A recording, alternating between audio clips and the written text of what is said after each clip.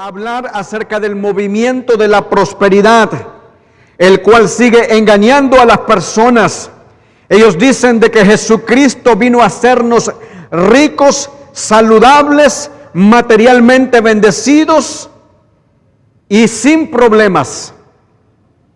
Y ese tipo de corrientes, hermanos, se sigue introduciendo en las iglesias, sigue introduciéndose en la mente de muchos creyentes, los cuales siguen siendo influenciados.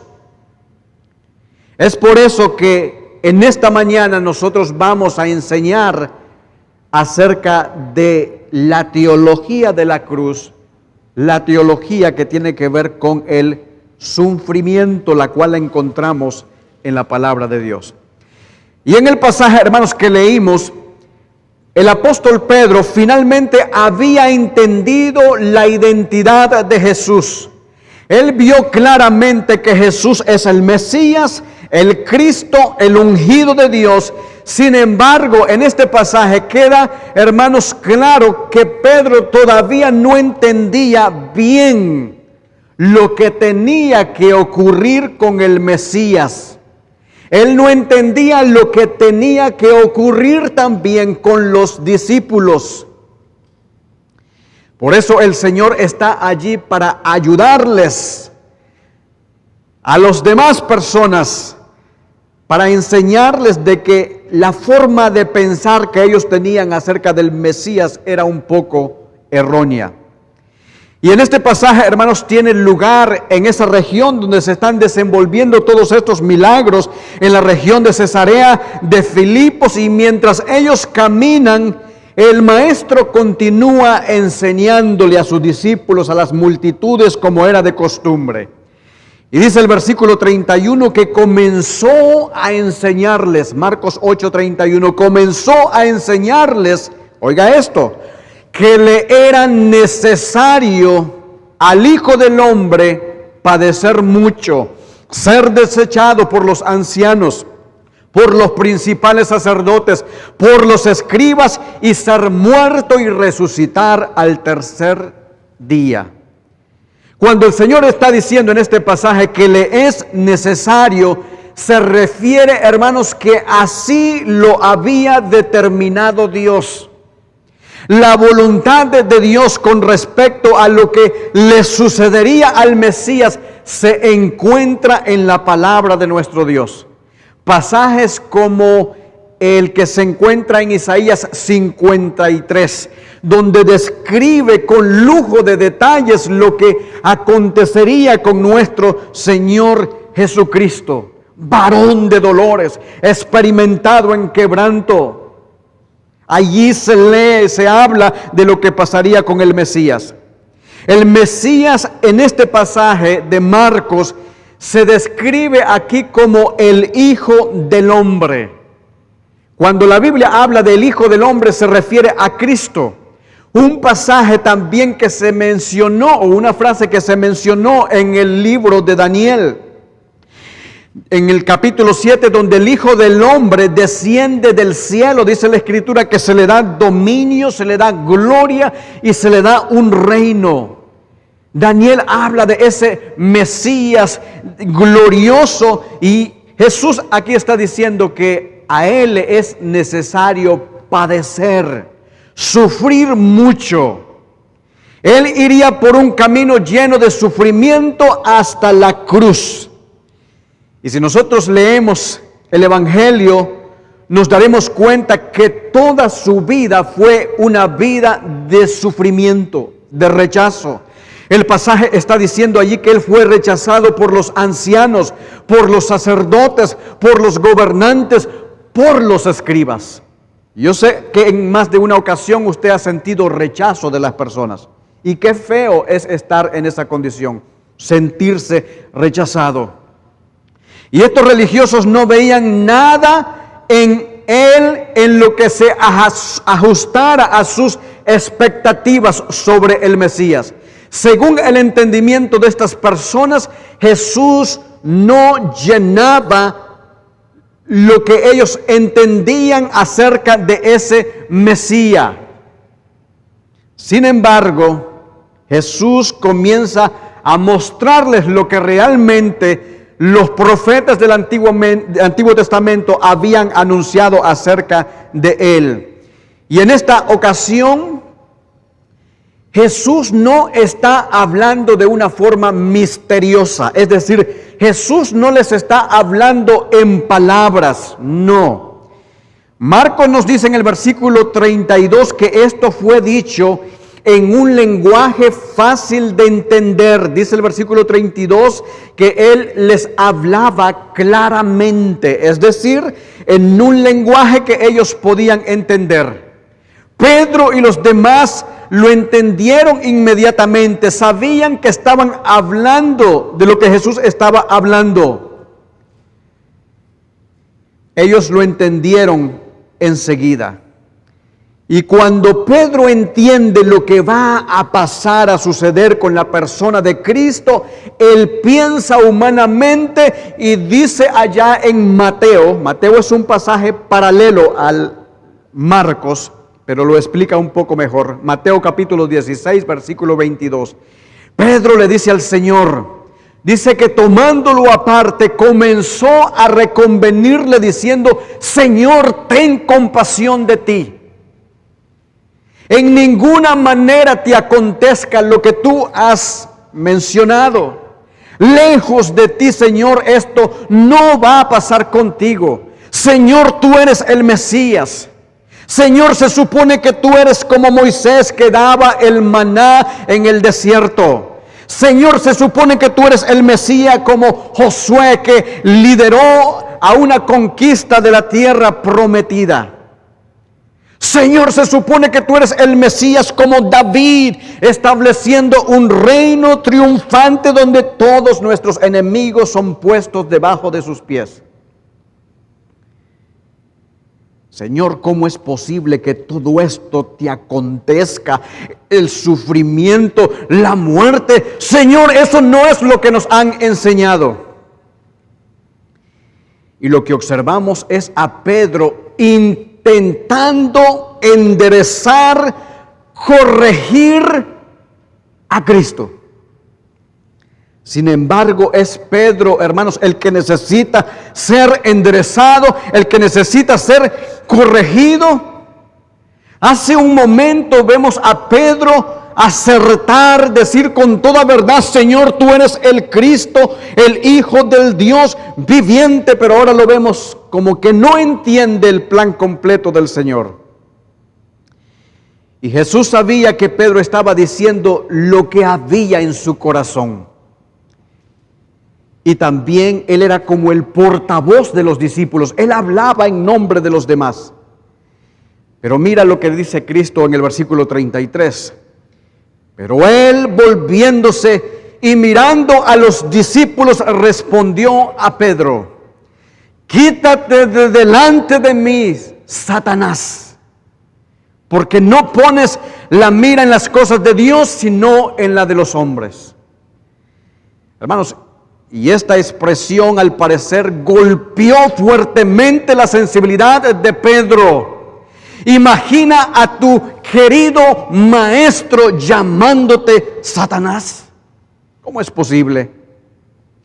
Pero Cristo reconoció algo en las palabras y en el enfoque de Pedro que le recordaban al maligno. ¿Se acuerdan, hermanos, cuando Satanás tentó a Jesús en el desierto? Él dice la Escritura allí que le dio la oportunidad de ir a la gloria. Satanás le presentó la opción de abandonar la humillación, el sufrimiento, y el Señor rechazó todas estas cosas. Satanás le ofreció los reinos del mundo. ¿Saben, hermanos, que Satanás significa enemigo, significa adversario? Y el punto es que en este momento, preste atención, en este momento, Pedro está en enemistad con los propósitos divinos de Dios para el Mesías. Por eso es que él utiliza ese lenguaje fuerte. En ese momento Pedro se opone a lo que Dios ha dicho en la Escritura. Y Jesús, viendo eso, es por eso que le dice, apártate de mí, Satanás. No es que Pedro sea Satanás, es que él está siendo influenciado por el maligno. En ese momento Pedro no estaba pensando en los propósitos de Dios, sino en los propósitos humanos. Pedro no quiere que Cristo vaya al sufrimiento. No, él está pensando de que Cristo puede ser el rey de Israel terrenalmente. ¿Cómo es posible, Señor, que te acontezca todo esto? Hermanos, y en esto hay una enseñanza para nosotros. Este episodio nos recuerda lo importante que es tener una comprensión correcta de Cristo y de lo que Él vino a hacer, de su obra.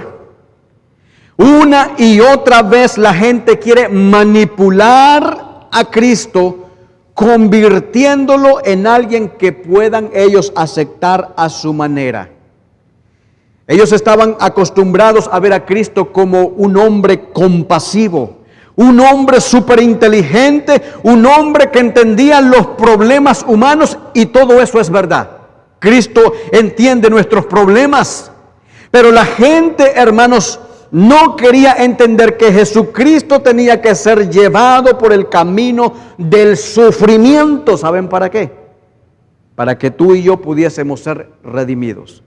De lo contrario, estuviéramos completamente perdidos.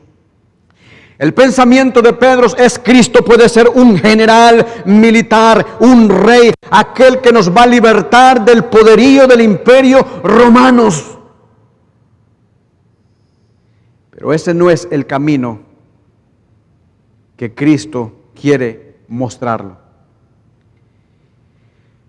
Por eso, hermanos, nosotros tenemos que seguir acudiendo a las Escrituras para comprender la obra y la persona del Mesías, para entender lo que significa ser uno de sus discípulos.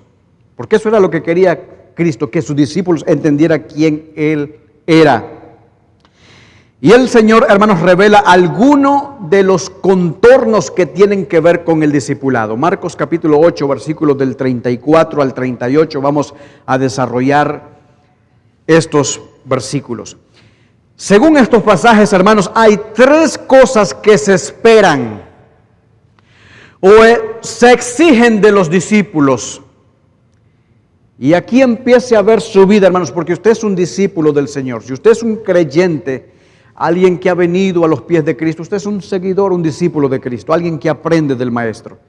Bueno, hay tres cosas que se esperan o se exigen de los discípulos, y las tres están estrechamente relacionadas. Versículo 34, Marcos 8, 34. Y llamando a la gente y a sus discípulos les dijo: si alguno quiere venir en pos de mí, niéguese a sí mismo, tome su cruz y sígame. ¿Qué significa exactamente lo que el Señor está diciendo allí? Bueno, significa que deben decir no a lo que quieren, no a sus objetivos, no a sus aspiraciones. Significa negarse a sí mismo, es tomar el lugar de humildad. Significa dejar de luchar por el reconocimiento y las glorias terrenales, porque eso fue lo que hizo Cristo. Significa la negación de sí mismo, lo cual está representada en la persona y la obra de nuestro Señor Jesucristo. Observen esto. Cristo, Él tenía toda la majestad y las glorias celestiales, pero dice la Escritura que Él dejó todo eso para venir a la tierra, vivir, sufrir y morir por nosotros. Y el pasaje en Filipenses capítulo 2, versículo del 6 al 8 lo describe con lujo de detalles. Cristo Dios, quien estaba en su majestad completa, Él dice lo siguiente en Filipenses 2, verso 6, el cual, siendo en forma de Dios, no estimó el ser igual a Dios como cosa que aferrarse. Mira lo que dice, sino que se despojó a sí mismo, tomando forma de siervo, hecho semejante a los hombres, y estando en la condición de hombre, se humilló a sí mismo, haciéndose obediente hasta la muerte y muerte de cruz. Wow, hermano, Dios se bajó todavía mucho más bajo que los seres humanos. Humillación. Él quiere que si queremos nosotros ser sus discípulos, veamos su ejemplo, imitemos su ejemplo. Hermanos, y la negación de nosotros mismos implica en cierta medida resistir la tentación de mirar hacia adentro, de estar volcados en uno mismo. Muchos de nosotros podemos llegar a creernos que somos más que el hermano que tenemos al lado. Cuando la Biblia dice, ninguno de nosotros debe tener un concepto más alto que el que debe tener, sino que piense de sí con cordura. El orgullo, defectos, el discipulado, hermanos. El ser un seguidor de Cristo significa matar estas cosas, recordarnos a nosotros mismos que no debemos mirarnos hacia adentro, sino mirar hacia afuera, hacia arriba donde está Cristo y hacia las personas que nos rodean.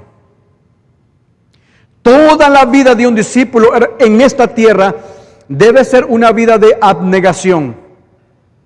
Como Cristo se negó a sí mismo en su vida en la tierra, así también sus discípulos que tienen unión con Él van y hacen lo mismo. Eso es lo que Él quiere, ser sus discípulos, que le imitemos. Así que la primera exigencia que se nos pide es abnegación.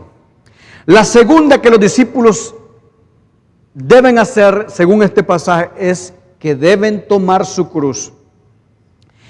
Y con estas palabras Jesús hace dos cosas. Y es la primera vez que Jesús menciona la cruz. Y eso nos sirve, hermanos, para recordar lo que viene en su vida. Su camino conduce a la cruz. A ese lugar tenía que llegar nuestro Señor. Pero en segundo lugar, eso define la vida del cristiano en términos de un instrumento el cual se utilizó para darle muerte a nuestro Señor Jesucristo.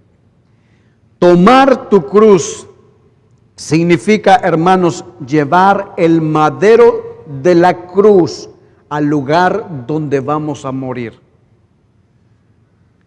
Es decir, es ponernos detrás de nuestro Señor Jesucristo mientras corremos el camino de la vida hasta llegar hasta el último día de nuestra existencia, viviendo de la misma manera que Cristo lo hizo. Sígueme, toma tu cruz. Toma el instrumento de la cruz, recorre el camino del sufrimiento hacia la muerte. Muere a ti mismo y vive para Cristo. Eso es lo que está diciendo este pasaje. Tomar tu cruz es inscribirse en la escuela del sufrimiento. Hay muchas escuelas. Esta es una escuela cristiana. Escuela de Taekwondo. Pero usted ha visto una escuela con ese título, Escuela del Sufrimiento. No la hay. Y si la hubiera, nadie quisiera inscribirse. Pero cuando Cristo le pide a un hombre que venga, le pide que venga y muera. No morir necesariamente físicamente, sino morir a nuestra vieja naturaleza, a nuestro viejo yo, morir a nuestros pecados. Dejar muchas cosas que nos impiden acercarnos a Cristo, y eso será causa de luchas, de dolor, de sufrimiento. Te costará, pero lo que el Señor nos está diciendo de que es necesario, porque eso nos va a llevar hasta el final. El que persevere hasta el fin, dice la Escritura, este será salvo. La palabra de Dios dice allá en Colosenses 3, versículo del 5 al 7, lo que tú y yo tenemos que matar en nuestras vidas. Dice el pasaje, Colosenses 3, 5 al 7, haced morir pues lo terrenal en vosotros: fornicación, impureza, pasiones desordenadas, malos deseos, avaricia, que es idolatría. Verso 6, cosas por las cuales la ira de Dios viene por los hijos o sobre los hijos de desobediencia. La ira de Dios. Nosotros estamos acostumbrados a escuchar a un Dios de amor, de misericordia, de bondad. Sí, y Él es todas esas cosas. Pero la Biblia habla de un Dios de ira, que cuando sus discípulos, cuando sus hijos se desvían del camino, apartan su vista de la cruz de Cristo, Él dice, la ira de Dios viene sobre los hijos de desobediencia. Y Pablo le recuerda a esta iglesia y les dice, en los cuales vosotros también anduvisteis en otro tiempo y vivías en ellas.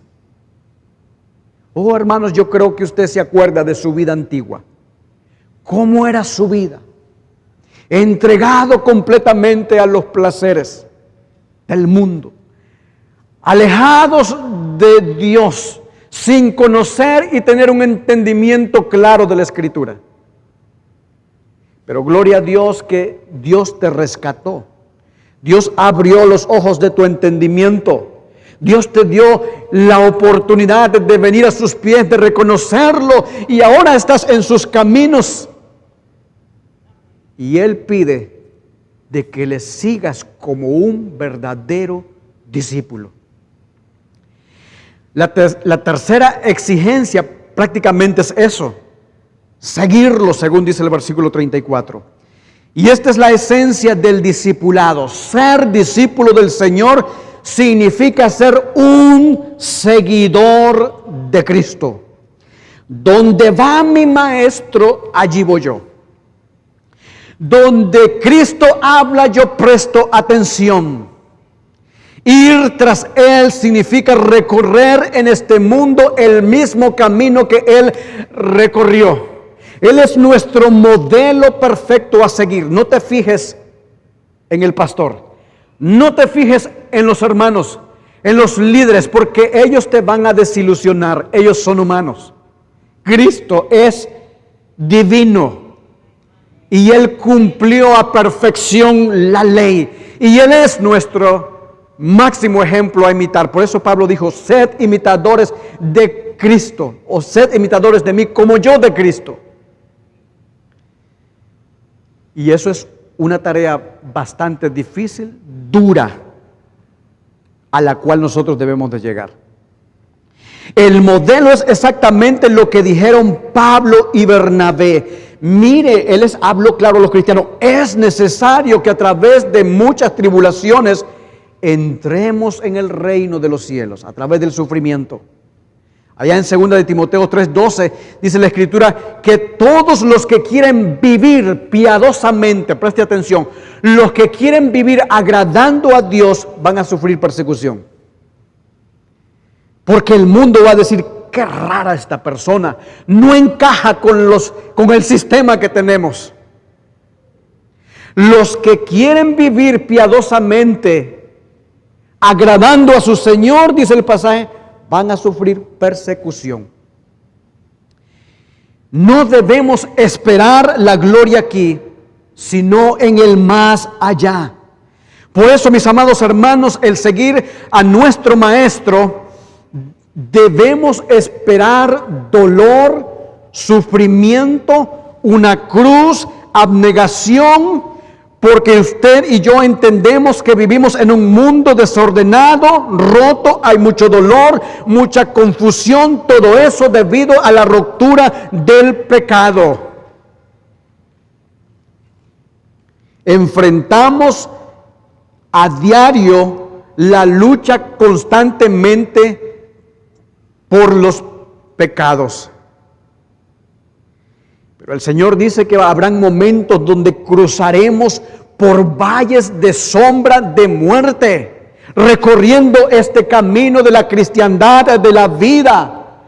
Pero Él nos manda, hermanos, que aunque vayamos por ese valle de muerte, ¿sabe lo que dice la Escritura ya en el Salmo 23, versículo 4? Aunque ande en valle de sombra de muerte, no temeré mal alguno. ¿Por qué? Porque tú estarás conmigo, tu vara y tu callado me infundirán aliento. ¡Qué bendición, hermano! El mundo puede estar de lo peor, pero Dios está con los fieles. Dios está con los suyos. Y mira lo que dice el versículo 35 y 37 de Marcos. El Señor Jesús justifica estas exigencias y primero dice: porque todo el que quiera salvar su vida, la perderá. Y hermanos, ¿y a quién no le gustaría salvar la vida? Todos queremos vivir. Pero el Señor está diciendo: todo aquel que quiera salvar su vida la perderá. Y todo el que pierda su vida por causa de mí y del Evangelio la salvará.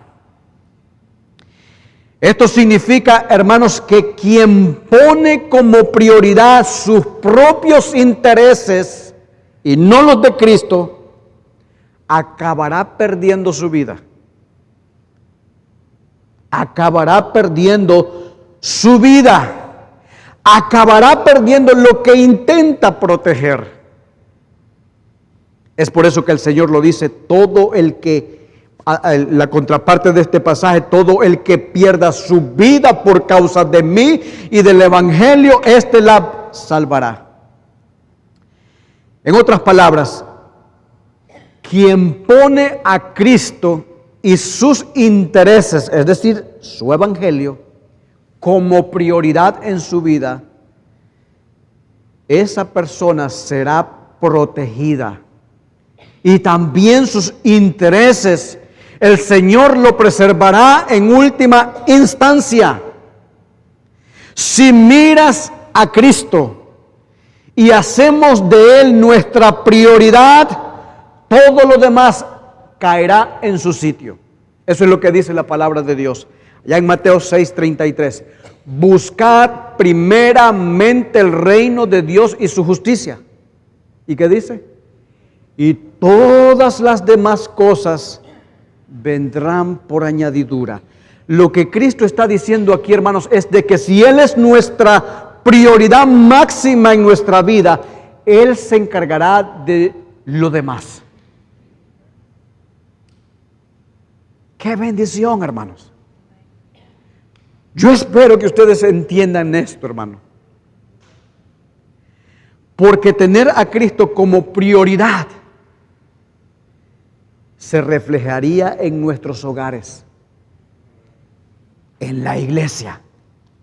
Aquí no habría ni uno que nos sirva, porque para Él Cristo es su prioridad. Si miramos a Cristo, hermanos, y hacemos de Él nuestra prioridad, Él se encargará de nosotros. Y cuando Jesús dice, hermanos, que el que pierda su vida, puede que se refiera al martirio, y de hecho hay muchos creyentes, hermanos nuestros, que han perdido su vida.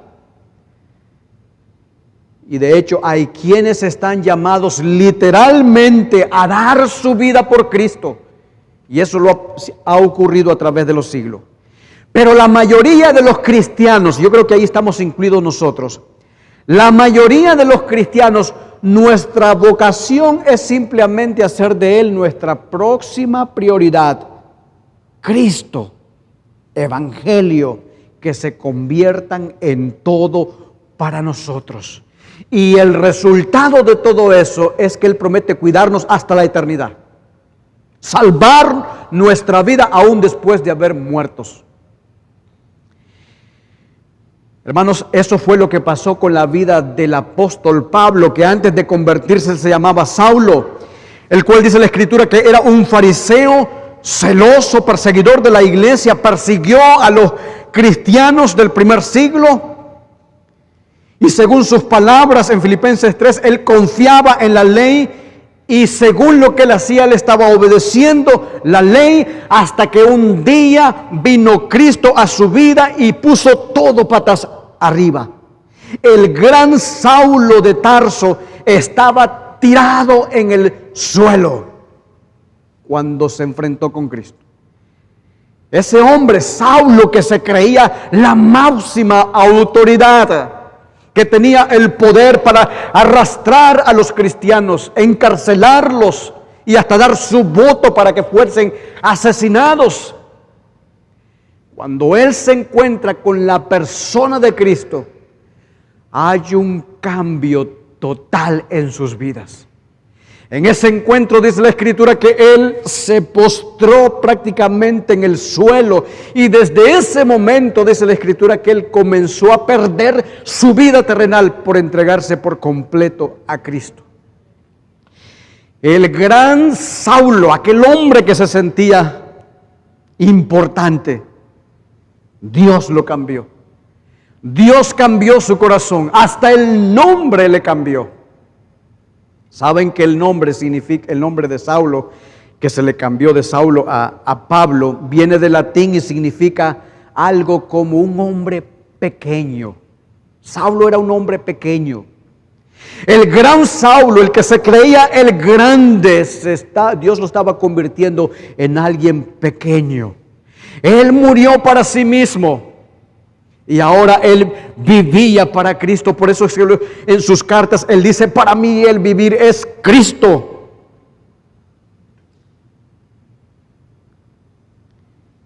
Amados hermanos, cuando él fue confrontado de quién realmente era Cristo, observen cómo él consideraba todos sus logros terrenales. Filipenses capítulo 3, versículo 8. Dice que él estimó como pérdida todas las cosas, todo lo que él había adquirido en su vida. Filipenses 3, 8 dice: y aún más yo estimo como pérdida todas las cosas en vista del incomparable valor de conocer a Cristo mi Señor, por quien lo he perdido todo y lo considero por basura a fin de ganar a Cristo. Hermano, eso es bueno que ocurra también en cada uno de nosotros. Que consideremos las cosas de este mundo como basura por la excelencia del conocimiento de Cristo. Si bien es cierto que Dios en su bondad y misericordia nos da cosas muy buenas y debemos gozarnos de esas cosas buenas, pero esas cosas buenas no deben quitar nuestra prioridad en nuestra vida. Cristo es lo excelente. Y la Biblia dice que eso es lo que debe de ocurrir en nosotros, un cambio parecido al que hubo en Pablo. Y el Señor Jesús pone un signo de exclamación detrás de todo eso, utilizando un par de comparaciones con el mundo. El versículo siguiente dice: ¿de qué le sirve al hombre ganar el mundo entero y perder su alma? Usted ve, hermanos, cómo se les eleva el orgullo a las personas importantes de este mundo. Aquellos que tienen dinero, plata para hacer con eso lo que quieran. Ellos pueden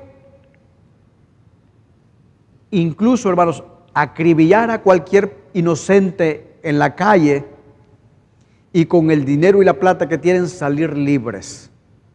Porque tienen para pagar a sus abogados e incluso a los jueces.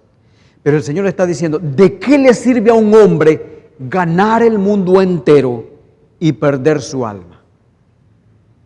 ¿O qué puede dar el hombre en cambio de su alma? Hermanos,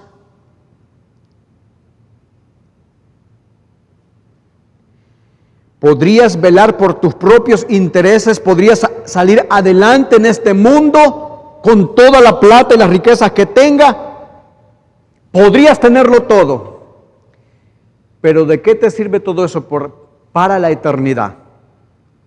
Usted ve que todavía siguen escarbando allá en la nación de Egipto, las tumbas de los faraones, donde ellos pensaban llevarse todo ese oro con ellos hacia el más allá. Ahí están, enterrados. ¿De qué le sirve al hombre tener todas estas cosas y al final no las van a disfrutar? ¿Es un intercambio justo? Esta es una pregunta, ¿tenerlo todo en este mundo y perder nuestra alma? Por supuesto que no. Yo sé que usted ha leído esta historia de Lucas capítulo 12, versículo 18 al 21. Había un hombre rico. No encontraba dónde poner sus riquezas. Esto voy a hacer. Lucas 12, 18.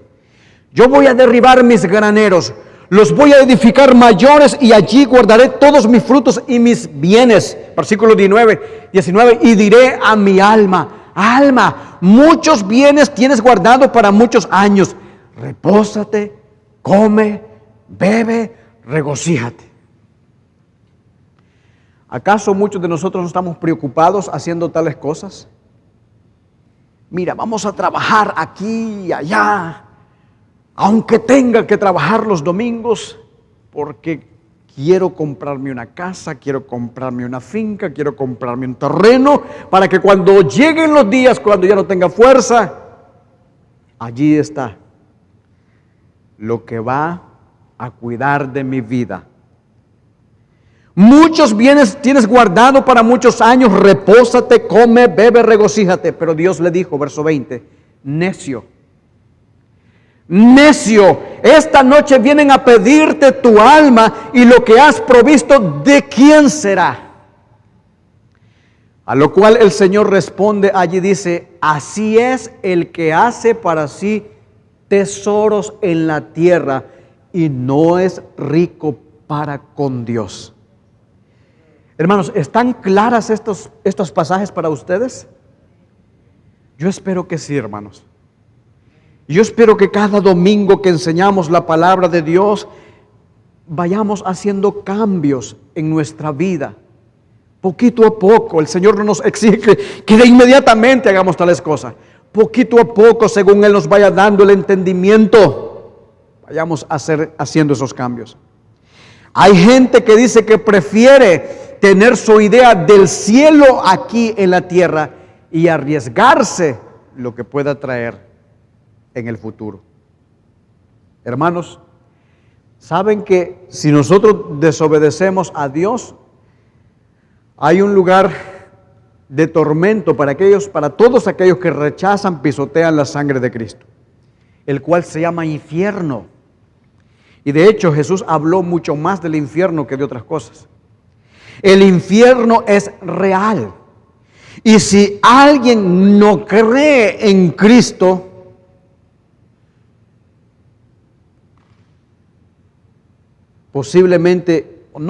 seguramente ese es el lugar el que le espera después que Él termine sus días aquí en la tierra. Un lugar de tormento, el cual la Biblia habla de crujir de dientes. Será el destino final de las personas que rechazaron a Cristo. A Cristo. Por eso, hermanos, debemos de ver y de tomar el Evangelio con seriedad. Pero luego Cristo añade una advertencia más en el versículo 38. Marcos 8:38. Y dice el pasaje, el que se avergonzare de mí y de mis palabras en esta generación adúltera y pecadora, mira lo que dice, el Hijo del Hombre se avergonzará también de él cuando venga en la gloria de su Padre con los santos ángeles. el Señor habla de que un día Él va a regresar.